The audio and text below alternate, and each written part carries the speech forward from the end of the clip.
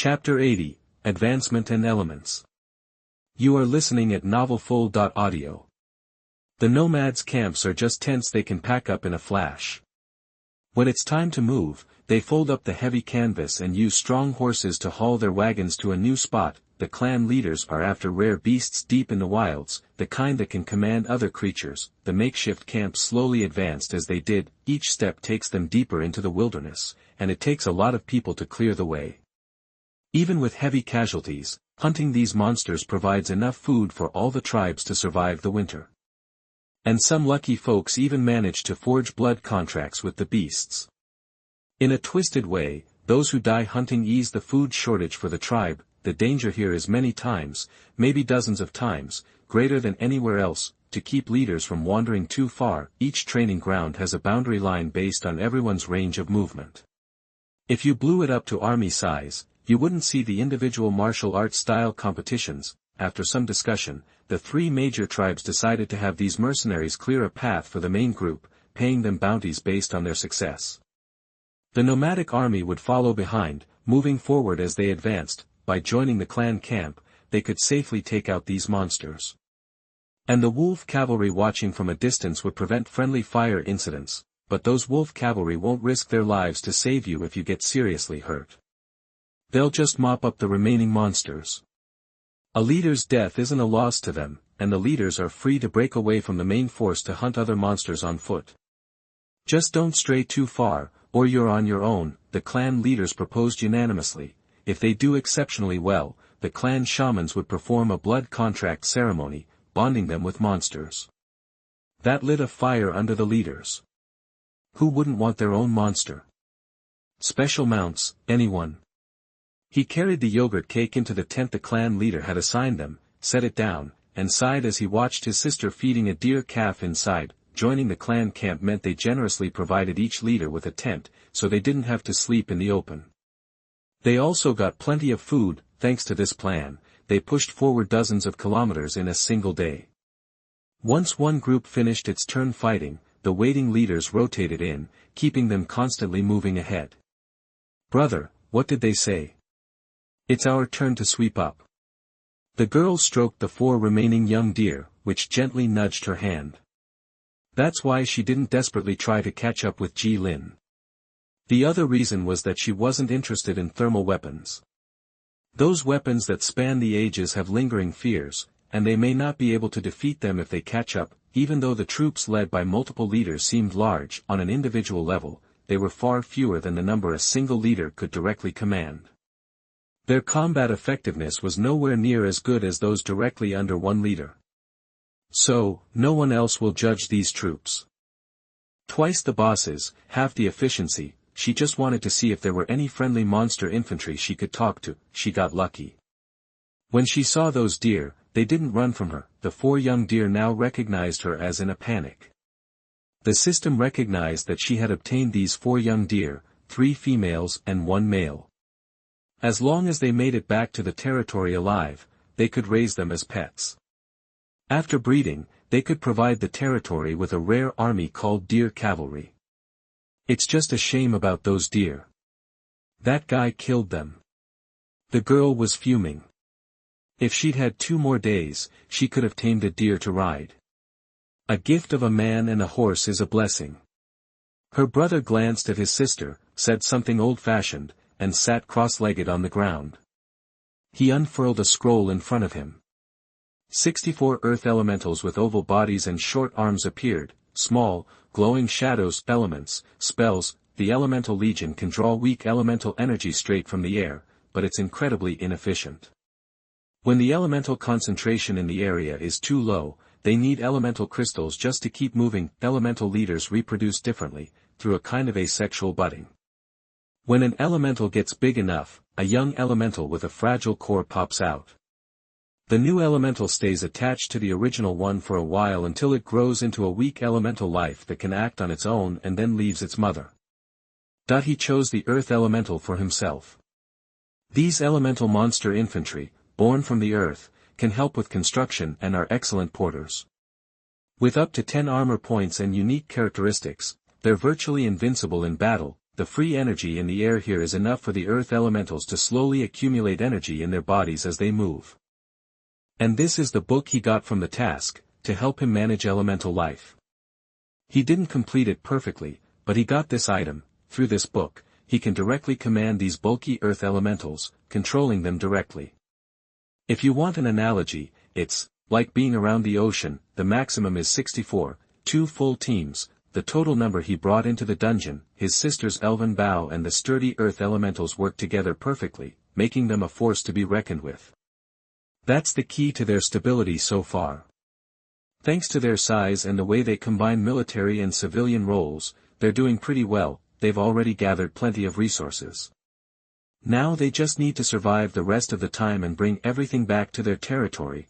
Geo-elemental, medium, melee defense, 30, moving speed, for km/h, armor strength, 100, organization/morale, 60, weapon power, 85, features, never lose, elementals are slower than ordinary creatures. They find it difficult to feel fear. Similarly, they find it difficult to feel all other emotions. Rock throwing, Geo-elementals can lift a rock and throw it at a distance of 60 and a power of 40, armor breaking. Geo-elementals' heavy punches can ignore some armor and directly cause penetrating blows. Fertile soil, when the energy is sufficient, 0.1% of HP is restored every minute. Geo-elementals move slowly, but can also crush flesh and blood. Chapter 81 Rock and Crab. You are listening at novelfull.audio. A cluster of corrupted crabs blocked their path. The Frost Forest tribe chief watched from behind, sizing them up. Other lords stood by, observing the fight from a distance, along with their own tribal observers. 24 corrupted crabs, that's all. These heavily armored monster grunts boasted a defense of 120. Some resembled hermit crabs, others, regular crabs. What they all shared was an incredible resistance to damage.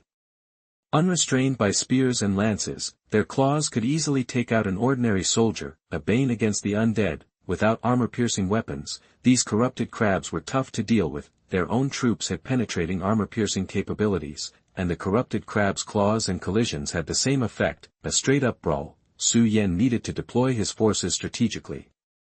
Rise! Su Yen clasped his hands together, and the rocky mountain behind him began to eject debris.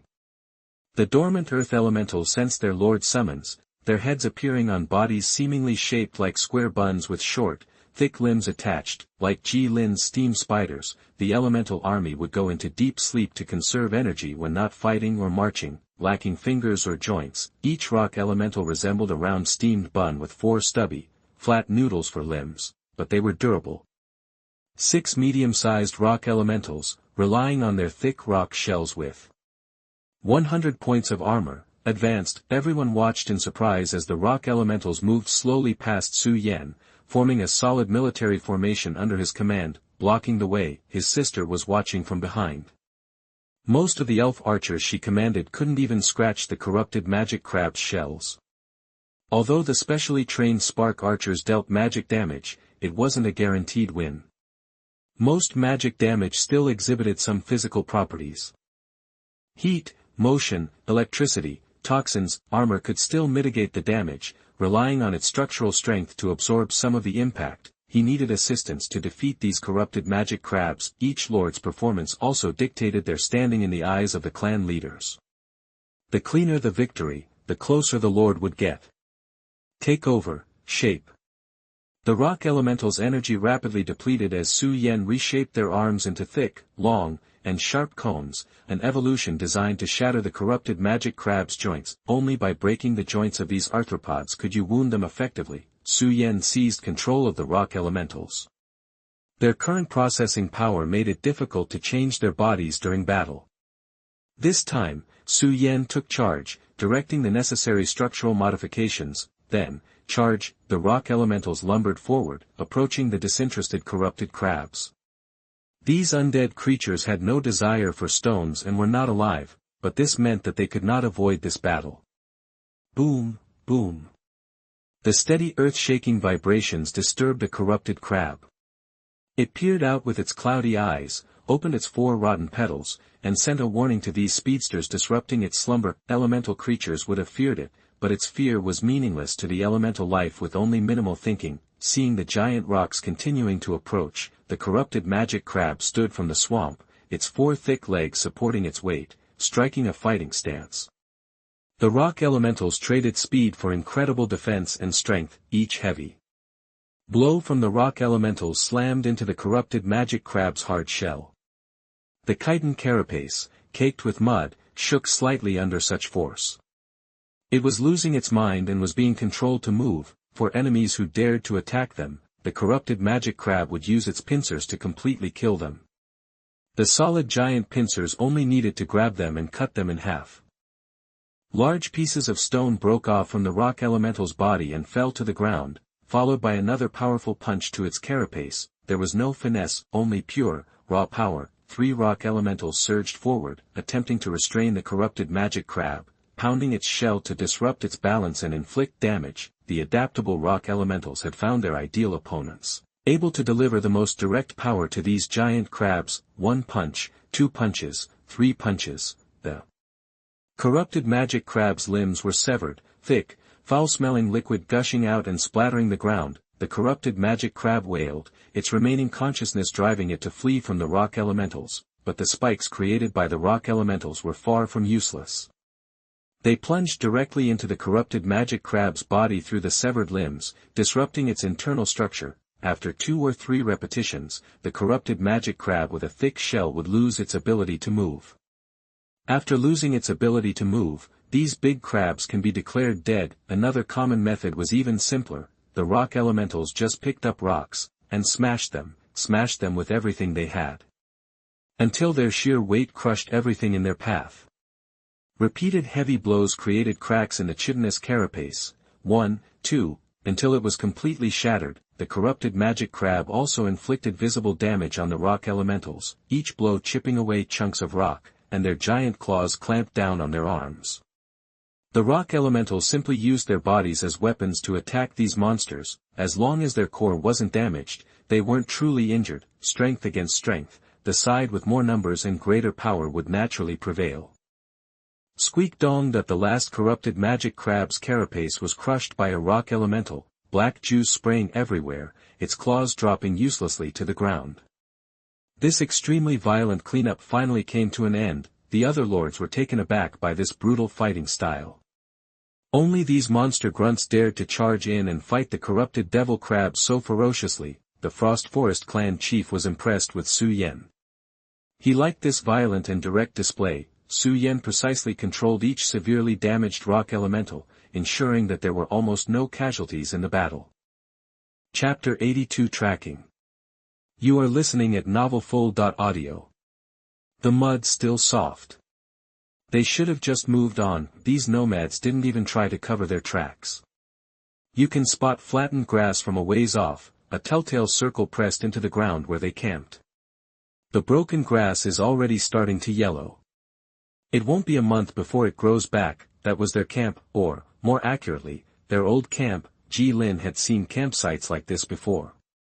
They kept their distance, not too close to others. The tracks on the ground made a clear path for anyone following. The tracks eventually merged into a main trail, stretching deeper into the plains. Looks like the clans finally banded together and headed further into the wilderness, and judging by the size of the tracks, it's a pretty big group. Lots of small footprints, not human-sized, and some shallow pits too. They trampled the tall grass, making a green road through the plains. He joined the border army camp. He figured some would join the clan camp. The lords aren't getting stronger in this fight. The more intense it gets, the weaker they become. The soldier loss is almost a given. The lord who makes it to the end is the one who can hold on to their fighting force and manage their resources best. The best way to protect your resources is to find someone bigger to back you up.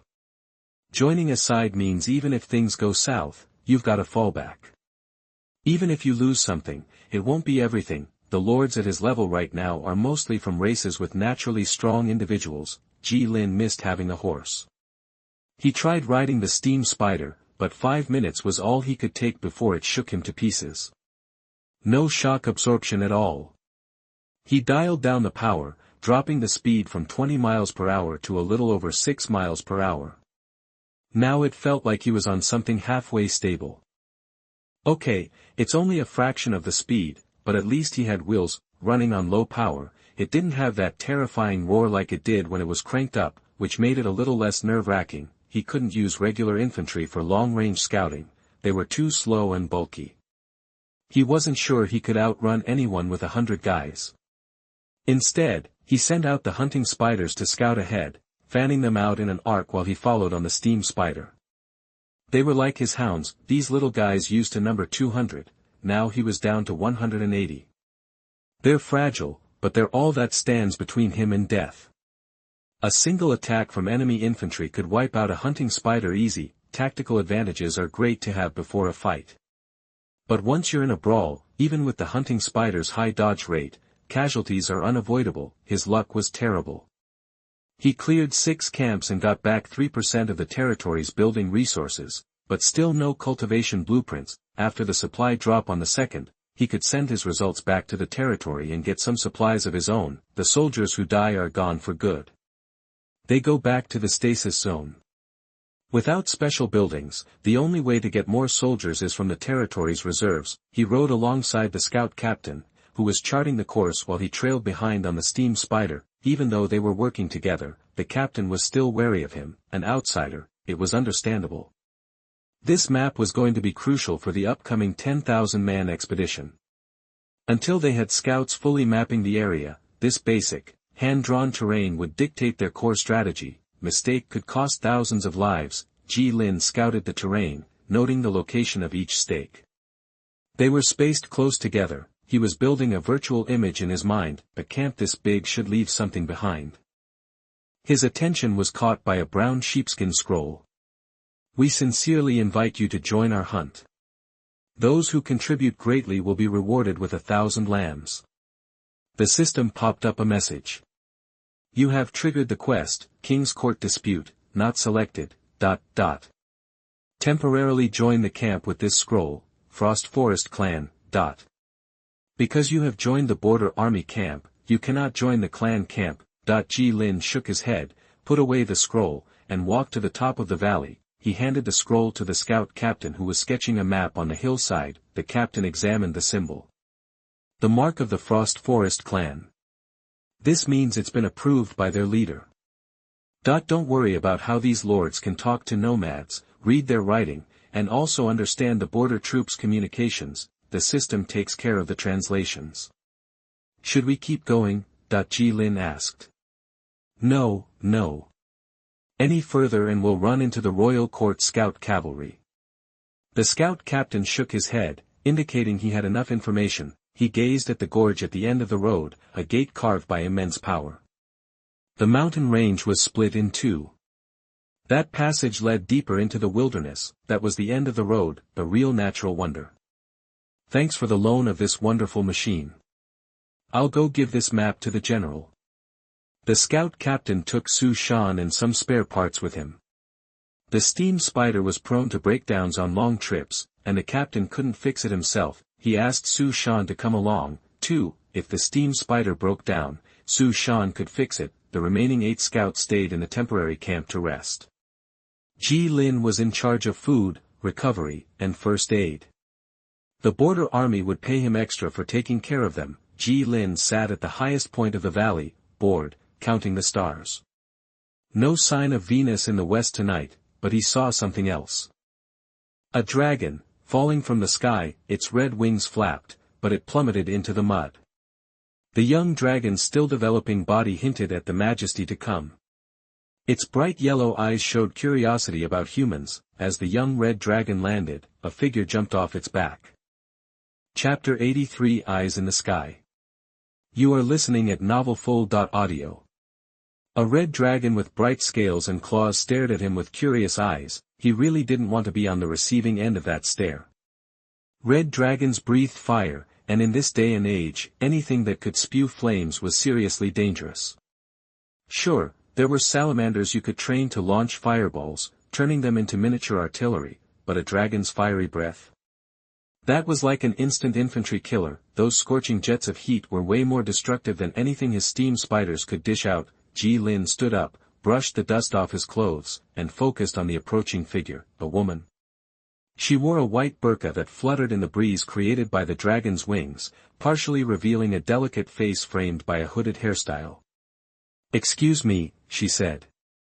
"I was wondering if you had any extra food supplies."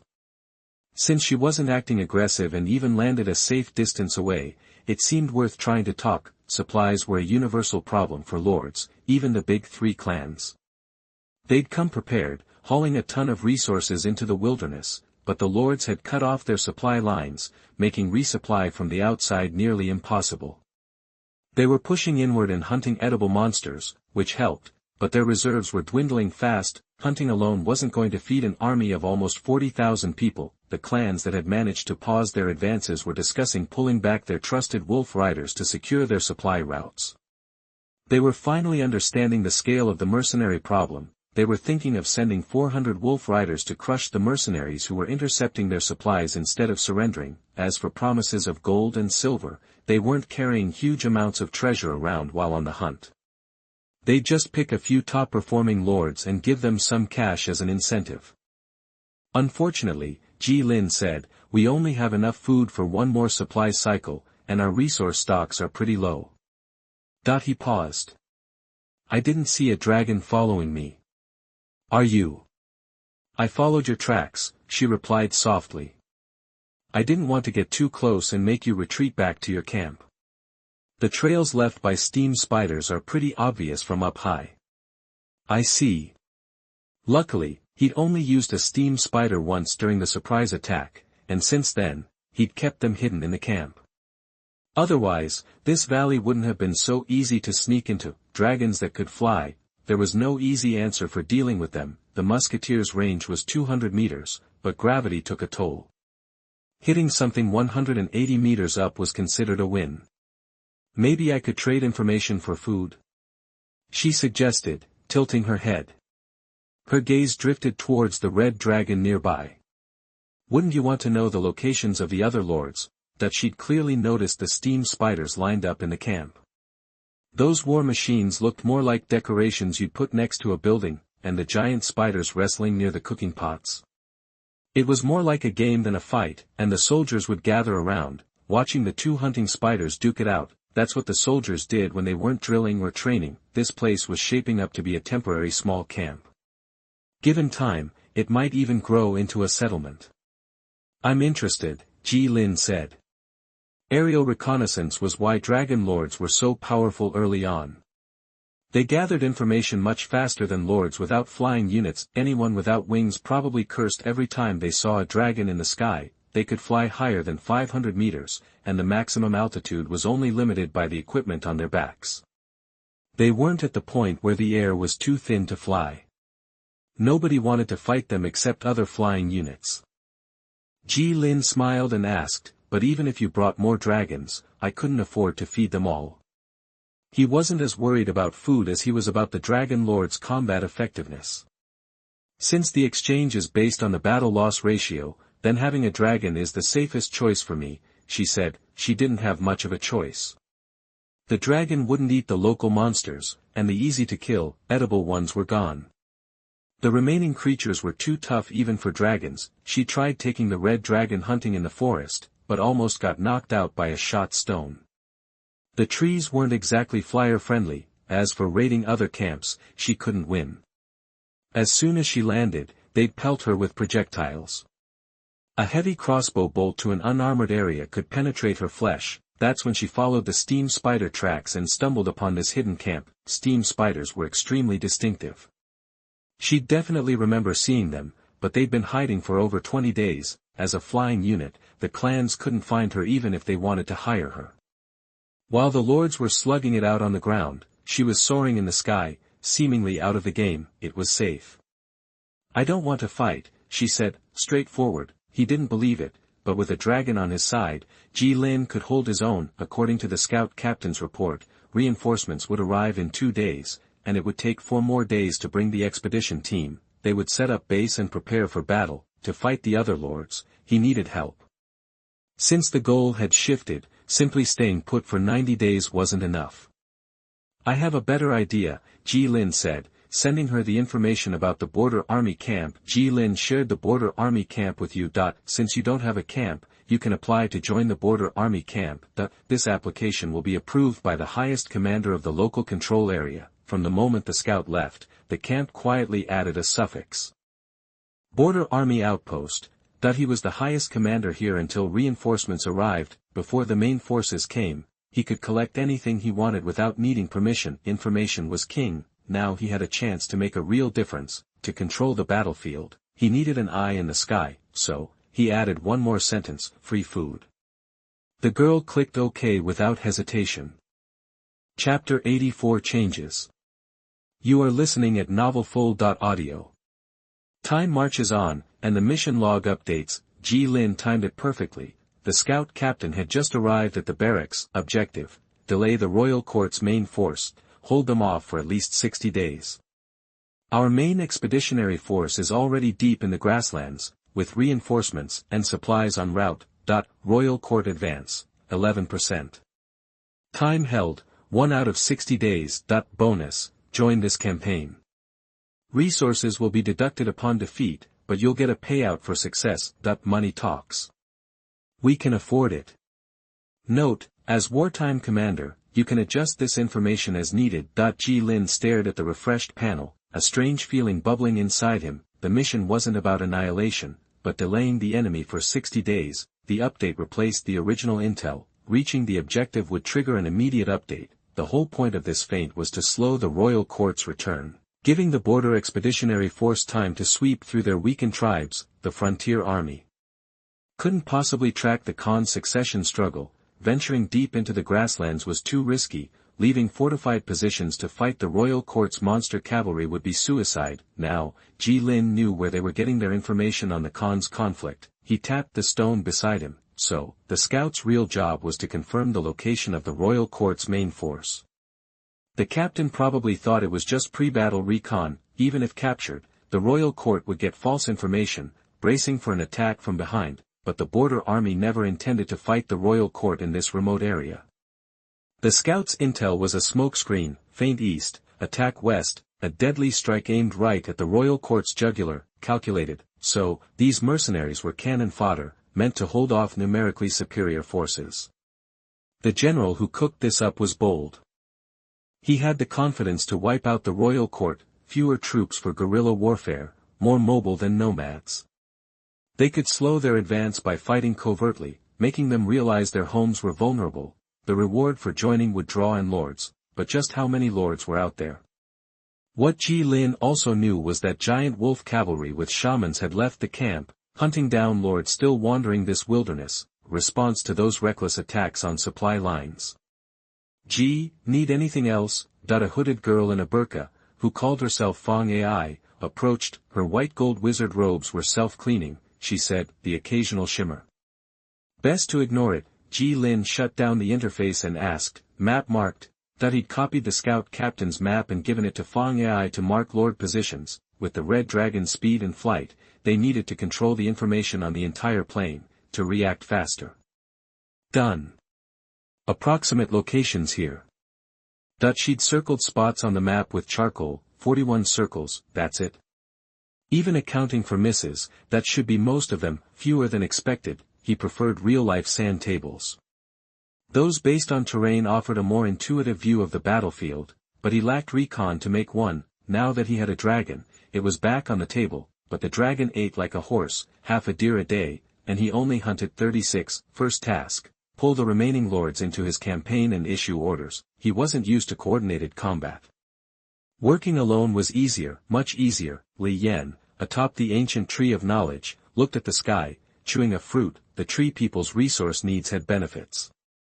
Water, land, sunlight provided energy.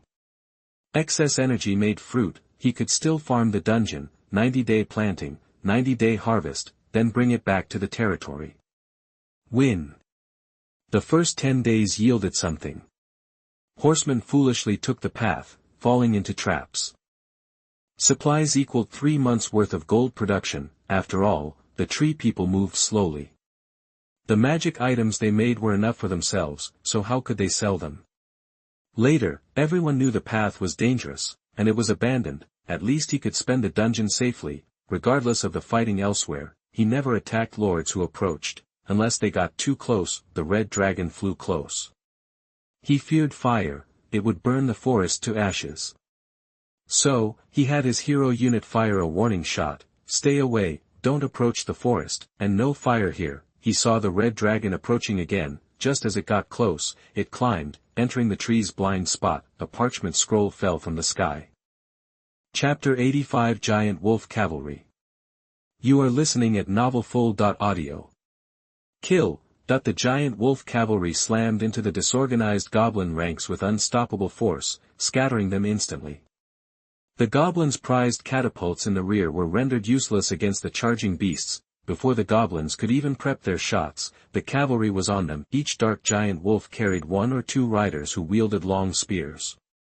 The spears flashed in the sun, each spin of them taking down another green goblin head. The giant wolf cavalry hadn't seen creatures like this before, but that didn't slow them down. These weaklings were far easier to kill than the soldiers back in the central plains. A goblin with a spear howled, trying to halt the monster's advance. Another, caught trying to draw an arrow, was trampled before he could even knock it. No spear, no chance against the massive wolves. Maybe 100 wolves could be stopped, but there were 400 in this charge. The wolves howled, snatching up goblins and swallowing them whole, chewing with relish. These wolves were born killers, and they surveyed the terrified goblins with predatory pride. Magic balls.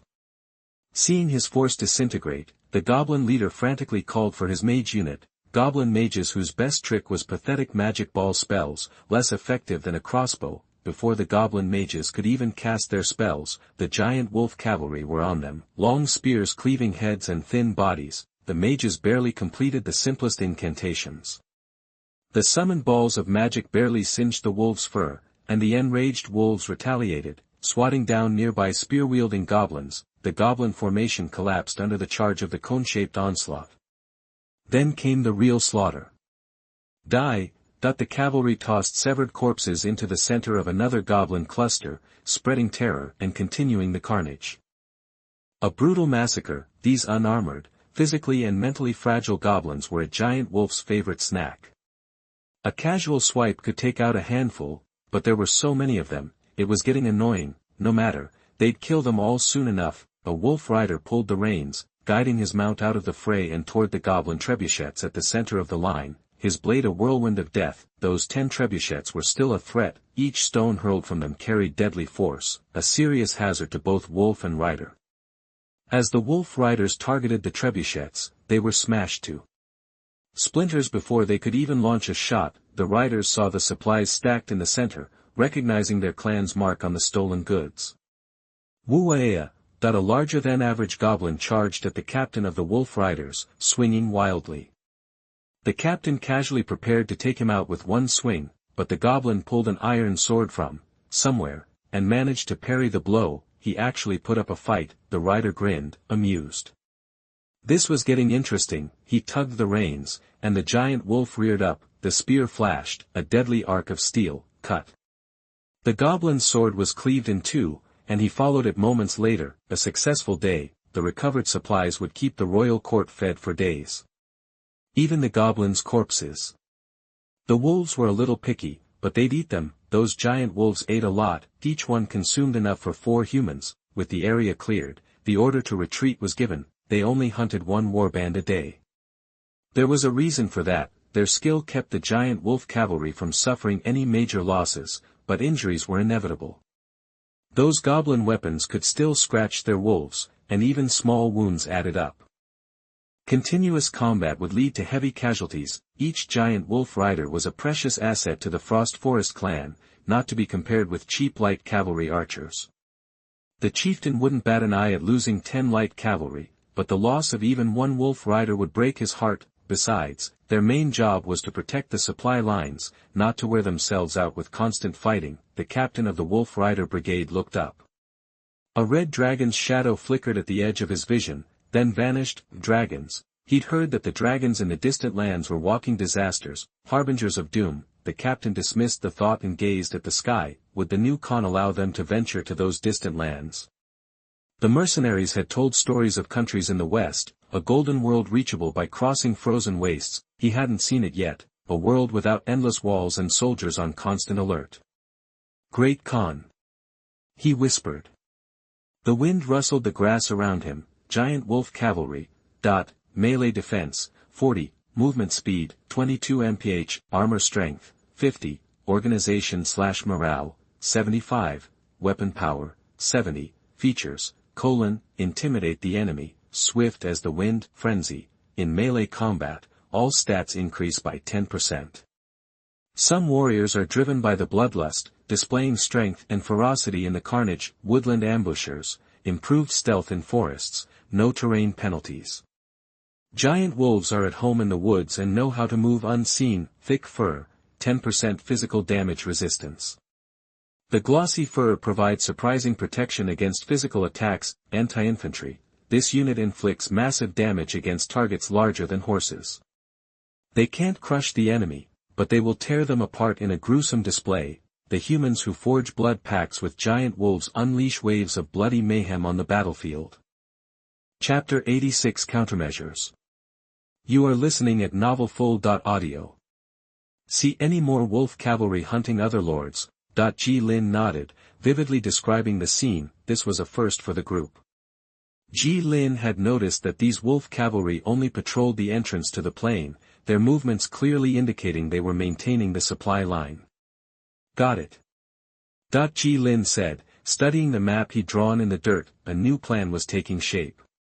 Let's be clear, joining this camp means handing over supreme command of your troops to me.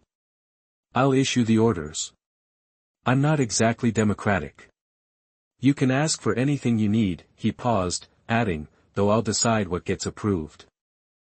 Ji Lin glanced up from the map at the lord standing across from him, all of whom had received Wang Ai's intel and joined their camp recently. Since this was a delaying action mission, they needed to win through numbers. If command remained with these reluctant, uninformed lords, then winning was out of the question. Surviving this exercise was their fate. In a real fight, they could pull off a reverse Fenglinhuashan, vanish like the wind, be as swift as the forest, attack like fire, be as immovable as the mountain. 11 lords, not yet affiliated with Wang Ting's camp, bringing an army of 4,000. They were mainly defensive lords, not keen on attacking. Unlike Wang Ting, they planned to lie low, make a small profit, and wait for the exercise to end. Like the two lords Ji Lin initially met, they were already in a decent position. They each possessed a relative advantage in battle. Then there were forces like Ji Lin's, daring to bring only musketeers and light crossbowmen, suited for specific combat scenarios. The lords hesitated, but the musket slung across Ji Lin's back quickly changed their minds. Those advanced musketeers and steam spiders proved the guy in front of them was hardcore. None of them had ever seen weapons like that. Times were changing, and the power of firearms made a strong impression. Meanwhile, the treeman in tree armor stood curiously before the steam spider, having been brought to camp by it. Li Yan's treemen were too slow to help on the front lines, but slow and steady could block an entire passage. Their average speed was 2 km/h, they could only lumber 10 kilometers in 10 hours, or 48 kilometers without stopping, enough to slowly crawl from one passage to another. The knowledge tree could seal off a passage entirely. Then, they disguised themselves as a grove of real trees. Wang Ai also brought news from Wang Ting's camp. Due to supply shortages, they'd shifted from advancing to hunting local wildlife for food. Ji Lin's panel confirmed this. Their daily progress was a tenth of what it had been, advancing only 2% per day. At this rate, the remaining 89% would take 45 days, adding 15 days to their mission. While Ji Lin wasn't sure what would happen when the progress bar maxed out, it was best to avoid finding out first. Li Yan's treemen would spend 2 days moving to the next location. The supply line, they knew, was guarded by the wolf cavalry. There, they'd disguise themselves as trees, remaining passive. Once the rest of the troops were assembled, they'd strike the wolf cavalry a fatal blow. He wanted to cut off all paths to prevent the advancing armies from getting accurate information about the grasslands. This place was remote, so remote that even carrier pigeons and goshawks couldn't cross the treacherous terrain. leaving them dependent on messengers riding fast horses along the roads. This allowed Jilin to sever the clan's low-cost information flow, letting them focus on their Khan election and ignore the fleas behind them. Thanks to the earlier mass attacks by the lords, the clan's sense of danger was dulled. They knew there was a group of dangerous wandering troops roaming about, limiting their thinking to just that. The enemy's ignorance was their greatest advantage. They'd continue wearing the wandering disguise to achieve their goal. He only needed to control the passages to block all information transmission. Outnumbered militarily, they'd use scattered troops to gain an informational advantage, ambushing the wolf cavalry to blind their reconnaissance efforts. A head-on fight with the wolf cavalry was out of the question. They could run anytime they wanted. Instead, they needed an ambush, luring the cavalry into a trap, and, there was more than one Treeman lord on this battlefield. They would all assist him in creating the blockade. No one could resist the chance of victory without losing any resources. He also hadn't located the Dragon Lord. Only one Dragon Lord existed in this battlefield, meaning his air advantage was practically unmatched. Eyes in the sky would help him monitor the entire battlefield. A familiar feeling began to emerge. The war was entering his comfort zone. Frequent attacks were essential. The royal court lords were advancing into the plains and couldn't move around freely. Only the highly mobile wolf cavalry were being sent out, and with reinforcements of border troops, thanks to the scout captain, his plan would go even smoother. They were bringing enough supplies for 10,000 people for a month. Still, he'd need to send people to support them. Betting everything on mercenaries was too risky. Until then, the lords joining his territory would have to tighten their belts. He couldn't afford to support so many people yet. Chapter 87 Trap. You are listening at novelfull.audio. Today's the day the first supply run arrives. The scout already gave the all-clear, signaling it's safe. For the last 10 days, they've been patrolling the supply line, making sure nobody messes with it. Any stray troops that wander too close get taken care of, permanently. The problem is, those guys often use faster light cavalry to harass us. Even grassland-born Han soldiers are getting worn down by this constant fighting. The captain of the giant wolf cavalry was pacing nervously, like he sensed something bad was coming, but he couldn't put his finger on it. In the hills off in the distance, a black-armored sergeant stood next to Jilin, watching the giant wolf cavalry in the middle of the field. This whole operation was a temporary order from the border command. After reading Jilin's battle plan, they signed off on it, but they're only using the Lord's personal forces. They're just there as observers, reviewing the results. If things really go south, the border army's heavy cavalry will charge in with lances as a last resort, helping their temporary allies finish off the giant wolf cavalry. But if that happens, it means Jilin's plan failed, and he'll lose his command and get demoted. They're planning on taking down all 400 giant wolf cavalry in one fell swoop. The lords have been organized into teams based on their unit types, with several reserve squads under his command ready to be deployed as needed. He kept the lords away from the frontline command to stop them from interfering, giving orders directly to their elite units. These elite units are experienced enough to follow his commands. They're well-trained and seasoned fighters. Anyone who didn't want to be separated from their lord was assigned to monitor other routes, preventing anyone from slipping through to warn the enemy.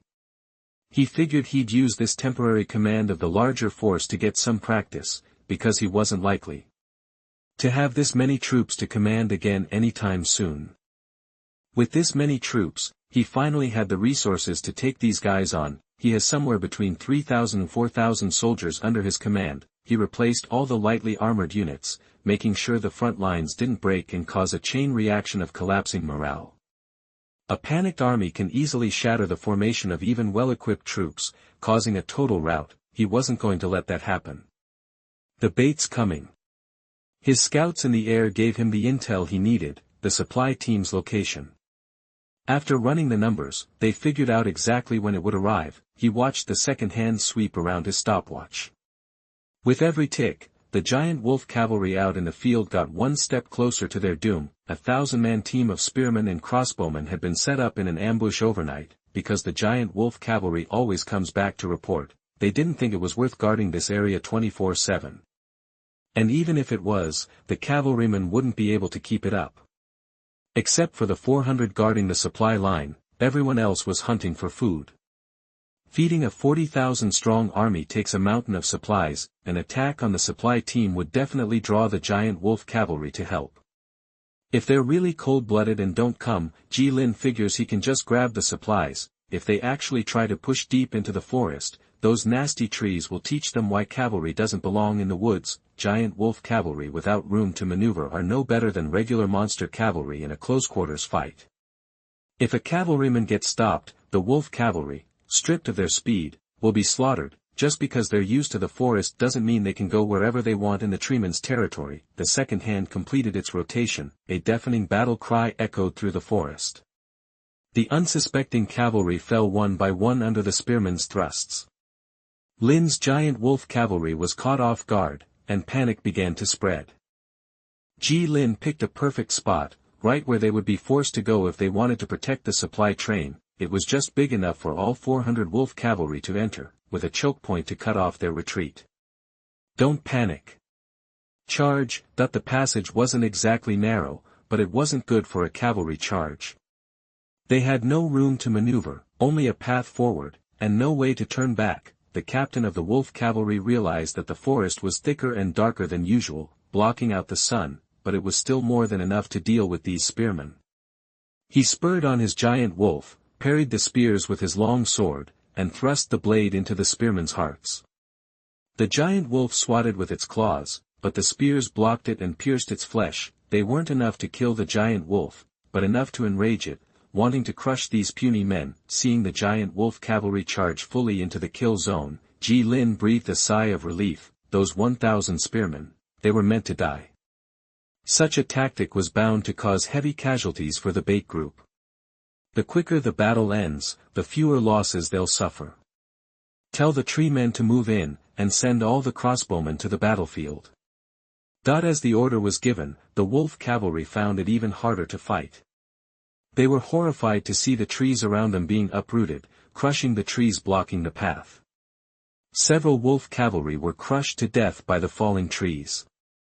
The wolves were still alive, but trapped and howling in pain. Sharp vines burst from the ground, trapping the giant wolf and further slowing their advance, and for the giant wolves trying to escape back into the forest, good luck finding an opening. In the chaos, the wolf cavalry nearest the exit started trying to bail out, opening a path for their comrades to retreat, trying to avoid being crushed, but they were met by walking spider mechs, more ferocious and brutal than they were. Superheated steam wasn't that effective against monsters like giant wolves, but against the cavalry on their backs, it was much more effective than hand-to-hand combat. The blood pact enhanced the cavalry's physique, but it wasn't enough to resist a direct blast of steam. 10 steam spiders used their steel bodies to block the giant wolf cavalry's escape. The crossbowmen, who had been waiting in ambush, finally received the order to attack. Although they were far away, stationed over 3 kilometers away to avoid detection by the wolf cavalry, they had been moving forward at a risk to be discovered. They should reach the battle in 10 minutes. The tree men used their incredible armor and strength to engage the giant wolves in a long, grinding melee. It was hard for either side to inflict serious damage, but the tree men just needed to keep them pinned down. In just a few minutes, the tide of the battle had turned. I'm about to put an end to this script. I overestimated my ability. Damn, I'll start with something less difficult. It's a big step and it takes too much energy. Today, I'll only update once. I'll take a break to think about the plot later and look for inspiration in the books you recommended. OVO. Window, _tabula equals window, _tabula, _tabula.push, mode, thumbs, feed, 01, container, tabula, below, article, thumbnail, 300x250, placement, below article thumbnail, 300 by 250, target _type, mix. Chapter 88 Epilogue, Stop. You are listening at novelfull.audio. Okay, I'm done here. Gotta go. Facepalm. The Wangting clans were getting hit harder than ever before. The enemy seemed to know exactly where their troops were, responding perfectly to their movements, and ambushing their scouts at every turn. The Wangting forces were being pushed back, confined to a shrinking area. They were used to attacking, but now they were the ones being cornered. After losing 400 giant wolf riders in one fell swoop, even the clan leaders started to have second thoughts. They hesitated, afraid to send in large numbers, opting instead for expendable scouts to test the waters, but these scouts kept getting lured into traps, where the enemy would concentrate their forces and wipe them out. The only way the scouts could avoid these ambushes was to retreat immediately upon seeing any enemy troops. The problem was, this limited their scouting range so much that they started seeing enemies everywhere. This led them to overestimate the enemy's numbers, thinking they were close to, or even greater than, their own. In reality, the border troops only had about 10,000 mobile soldiers, and Jilin's deception tactics were working like a charm. These 10,000 were the cream of the crop. Hand-picked by Jilin from the Lord's best troops. Now, the royal court faced a dilemma: confront Jilin and slow down their resource gathering, or ignore him and remain completely in the dark. Hesitantly, the Wangting chose the latter, focusing on defense and consolidating their gains. They left the fighting to the Lord's troops, who were easily ambushed, their cavalry cut off and destroyed. This hesitation cost them dearly, as they lost crucial time, and their information and supply lines were completely severed. Still, the Wangting refused to give up on the giant beast rumored to command all the creatures of the forest. If they could find it, they could unleash a devastating beast tide. For now, they were forced to rely on hunting to sustain their advance. The clan leaders were furious but scared to act rashly. The clearer the enemy situation became, the more cautious they were. They organized another scouting party of 1,000. This time, only 1 in 10 survived. The entire unit was wiped out. This constant stream of failures added nearly 4,000 points to Jilin's achievement score. The more they lost, the further they retreated into their shell. Once these mobile warriors stopped moving, they became conservative and indecisive. Control of information. The aerial view gave Jilin the battlefield awareness he needed to turn the tide. In the end, he came out on top. To add insult to injury, Jilin decided to give them a few more hard knocks.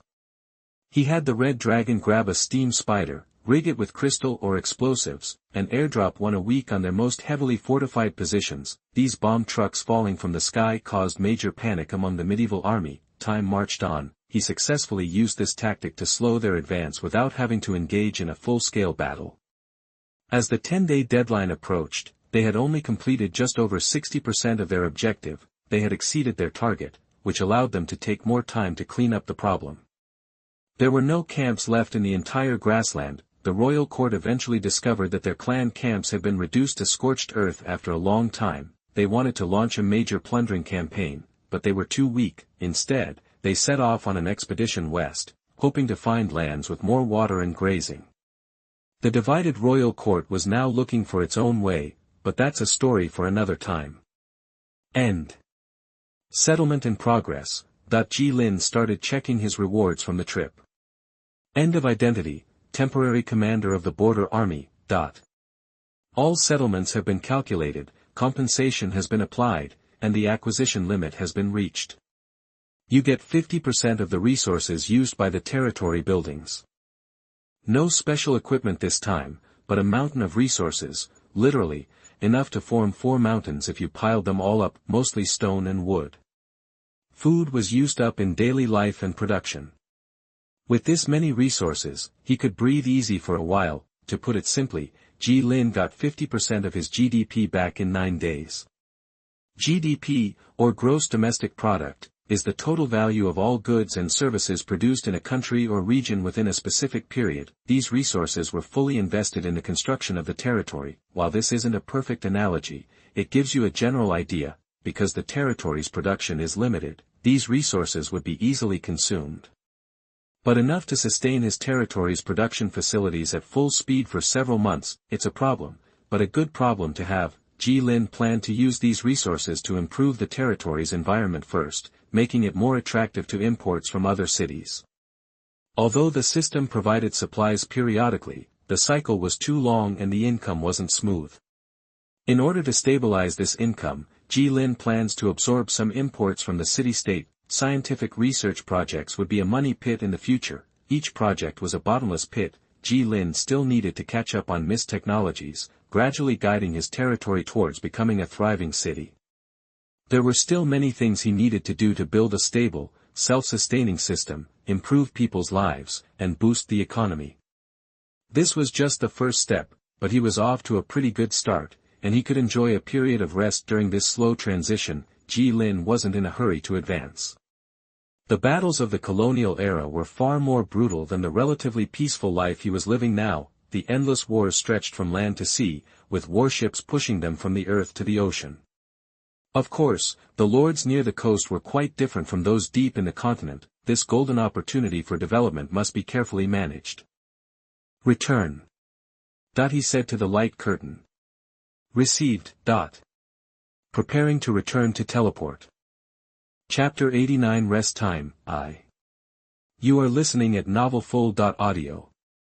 Dude, you seriously need a break. Zhong pushed the door open, placing the documents he was holding on the table. The table was already piled high with them. Since there wasn't a proper archive in the town center, all the information ended up in his office. He had major dark circles under his eyes, and Lin's face wasn't any better. They'd been working non-stop for days. After the training exercise, the Lord immediately jumped into developing the territory. Afterwards, the system provided a new batch of people for everyone. The territory's population, excluding immigrants but including newborns, was still growing, bringing the total up to 3,600. But this time was different. He could choose to accept more people at once. The system was probably worried about the Lord getting overwhelmed. A population explosion puts a ton of stress on any place. Lin, with his ample resources, just accepted everyone at once, and then resettling all these newcomers practically drained the city hall's resources. They were also expanding the neighborhood watch, which was meant to replace the police station as the regulatory agency. Everyone else got sent to work on the farms to meet the agricultural targets. He needed to take full advantage of the territory's agricultural strengths. Rich soil was like black gold. Growing crops would provide him with a stable, long-term income and pave the way for industry. The people's living standards depended on those fields. Looking out the window, the houses stretched out in endless rows. The brick and wooden buildings were clearly distinct, forming multiple streets. These streets were all 6 lanes wide for future planning, so some newly built residential areas weren't even as good as the streets. The swaying green grass was mostly covered by the wooden streets, with just some flower beds along the sides to preserve a bit of green. It was the only green visible between the buildings. With enough resources, the town was developing rapidly. He could still vaguely remember the soft grass under his feet when he first arrived. That grass was now a flat surface, and there was finally a real town square in front of the town center. If you worked hard and finished the territory's primary school curriculum, you could live in a wooden house, have your own private space, and have a place to call home. Without realizing it, it had been 100 days since he got here. Time really flies. I know, go grab some. I just finished that planning document. Lin nodded, signaling he understood what Zhong meant, and handed over the expansion plan for the School of Engineering. The library was planned as an auxiliary building for the School of Engineering. The classic wonders were just regular buildings in the future. What was shocking was the wisdom and ability of the people of that era under the limitations of the times. Wonders existed as cultural symbols. The territory's appeal was a bit low right now, and a wonder would boost it. The price of wonders from the classical era was cheap, and they weren't too far from that era now. They needed some buildings to lift the residents' spirits. When playing the game, Lin was the type who didn't bother with landscaping. Unless it offered some tangible benefit, he'd fill his territory with production buildings. But as a real lord, a pleasant view outside the window was always better than the same old buildings. The roads weren't system-generated. The residents built and paved them one by one. They were solid underfoot, a lot more stable than soft grass. If you wanted to step onto a green field, it wasn't a problem. The grassland that hadn't been replaced by buildings was only a few hundred yards away. So, he wasn't planning on building a park just yet. In this era, if you wanted to see green and breathe fresh air, it was everywhere. Sitting in his chair, Lin looked at the data on the floating screen in front of him. Imperial age, 1, college, 1, prosperity, 1, self-sufficiency, 1, stability, plus 25%, engineering college, plus 15%, total, for by 140%, 5.6 attraction. He picked up the stack of paper in front of him, which outlined a trip to other city-states. It was called planning, but it really just recommended one city-state, the city-state of the Church of Light. Not bad. The actual details were vague. After reading it, Ji Lin only got one message: play it by ear, signed, Sue. Yep, Sue wrote this. If you've got any questions, talk to him. Zhong was basically running half of the territory's municipal affairs. Li Erlang was just a village official before, and his abilities were limited to helping Zhong out and handling minor issues. Ji Lin sighed, wondering if he was giving them too much work. They definitely needed a few days of rest and relaxation after this kind of grind. Things are pretty much handled in the territory, so you should take some time off too. Zhong nodded, taking the file off Ji Lin's desk. He'd given Dean Shao a recruitment task before, and he had no idea how that was going. Maybe he should put him to work in municipal affairs. Work at City Hall during the day and identify people with leadership potential after dinner. If he wasn't going to work, he couldn't let a level 5 character slack off at the engineering college every day. The excellent educator plus 30% attraction bonus also required him to get out and establish a reputation to recruit people. He wasn't going to recruit students sitting in his office all day. Ji Lin rubbed his head, feeling a bit overwhelmed lately, so, this trip to the city-state would also include recruiting people and establishing contact points. That sounded more reasonable. It just so happened he had some extra funds in the territory. There was still a good amount of unused gold from the resources they'd harvested on the training exercise battlefield. There was no national currency backed by the government here. Compared to wood, gold was easy to carry, hard currency, and pretty popular in all city-states. It was small and had a low output. This trip would also involve recruiting some special government officials to assist in the territory's administration.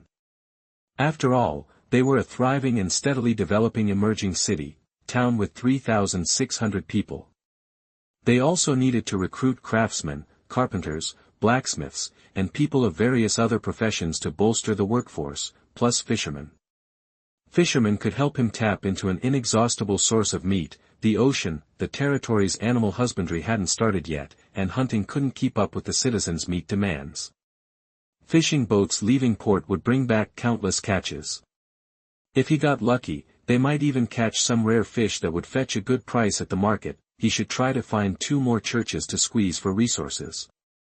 He couldn't accept any churches that would increase the crime rate. The priestess of the goddess of life could provide him with 6 acres of medicinal herbs every month, which covered the territory's expenses, so he wouldn't have to spend extra gold buying herbs for medical treatment.